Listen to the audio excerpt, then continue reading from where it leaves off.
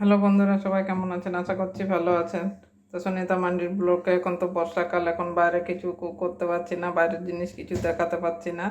তার জন্য আজকে দেখাচ্ছি কি কি রান্না করেছি। দেখুন, এই যে এই যে উচ্ছে ভেজেছি, মশলা পুর দিয়ে উচ্ছে ভাজা, এখানে ভেন্ডি ভাজা, এখানে ভাত আছে, ভাত।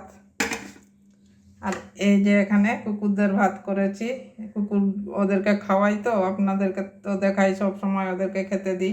আমার দুটো হাঁড়িতে ভাত হয়েছে, একটা আমাদের আর একটা কুকুরের জন্য রেশনের চালের ভাত করে দিই ওদেরকে। আর আমাদের জন্য এই যে ডিমের ঝোল করেছি। এই যে দেখুন, ডিমের ঝোল। তো বন্ধুরা, আপনারা হয়তো ভাববেন আমি খুব ব্ল্যাকে চাল কিনি কম দামে, একজন দেয় আমাকে, সেই চালের ভাত করেই আমি কুকুরগুলোকে বন্ধুরা অবশ্যই দেখবেন। আর কেমন হয়েছে আমার এই রান্না বান্না, তো সব কমেন্ট করে বলবেন।